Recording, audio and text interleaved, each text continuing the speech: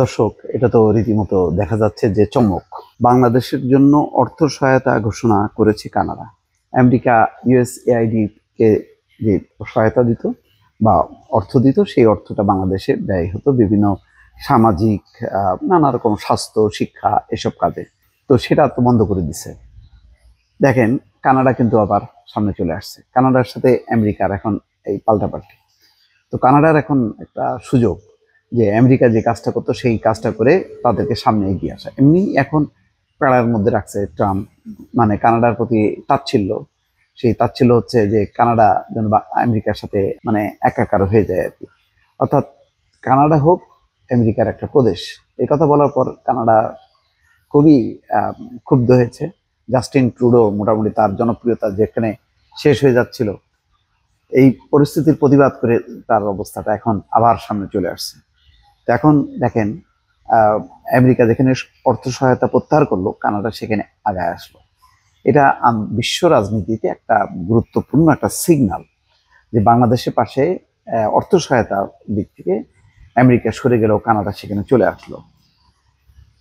বাংলাদেশের পাশাপাশি Indo Pacific অঞ্চলের নতুনভাবে $272.1 মিলিয়ন সহায়তা ঘোষণা করেছে কানাডা।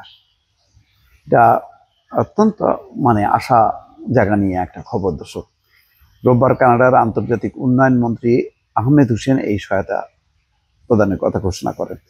কানাডার প্রভাবশালী গণমাধ্যম গ্লোবাল নিউজ এই তথ্য জানিয়েছে। তারা এ সংক্রান্ত একটি প্রতিবেদনও প্রকাশ করেছে। এক বিবৃতিতে আহমেদ হোসেন বলেন, বাংলাদেশ এবং ইন্দো প্যাসিফিক অঞ্চলের সঙ্গে আমাদের দীর্ঘস্থায়ী সম্পর্ক আরও দৃঢ় হচ্ছে। ঝুঁকিপূর্ণ জনগণের স্বাস্থ্যসেবা, নারীর ক্ষমতায়ন এবং জলবায়ু পরিবর্তন মোকাবেলায় সহায়তা প্রদানের মাধ্যমে আমরা বৈশ্বিক সম্প্রদায়ের জন্য একটি উজ্জ্বল ভবিষ্যৎ গড়ে তুলছি। এই সহায়তার মধ্যে 14টি আলাদা প্রকল্পে অর্থ ব্যয় করা হবে। এর মধ্যে আছে লিঙ্গ সমতা, নারীদের যৌন এবং প্রজনন স্বাস্থ্য অধিকার, অন্তর্ভুক্তিমূলক শিক্ষা, দক্ষতা প্রশিক্ষণ, নানান যারা তারা যেগুলি কাজ করে। মানে এই নারীর ক্ষমতায়নের যে প্রকল্প, সেখানে 3 বছরে $63 লাখ বরাদ্দ দেওয়া হয়েছে। এই সহায়তার ঘোষণা তখনই এসছে যখন কানাডার লিবারেল সরকার বসন্তকালে নতুন নেতৃত্বে জাতীয় নির্বাচন করার পরিকল্পনা করছে।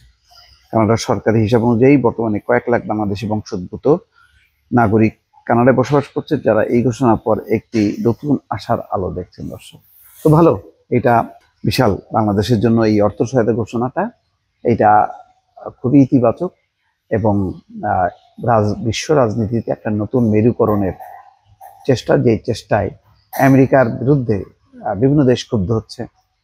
ভারত সরে গেছে, ভারত আশাহত শুল্ক নিয়ে যেই পলিটিক্স করছে ভারতের বিরুদ্ধে, ভারত ক্ষুব্ধ। চীন তো ক্ষুব্ধ, চীন তো বলছে যে তারা যে কোনো যুদ্ধের জন্য প্রস্তুত।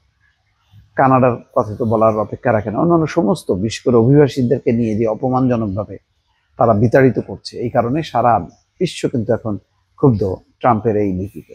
তো সেই জায়গায় কানাডা একটা দৃষ্টান্ত স্থাপন করলো এবং তারা যদি এখন অভিবাসন আইনে একটা চমক দেখাতে পারে, যে সুবিধাগুলো মার্কিন যুক্তরাষ্ট্র দিত, তাহলে সেটা মানে আরো ইতিবাচক হবে এবং কানাডা অত্যন্ত মানে বিশ্বের মধ্যে একটা জনপ্রিয় দেশ হিসাবে সবার কাছে বিবেচিত হবে। দর্শক, ভালো থাকবেন।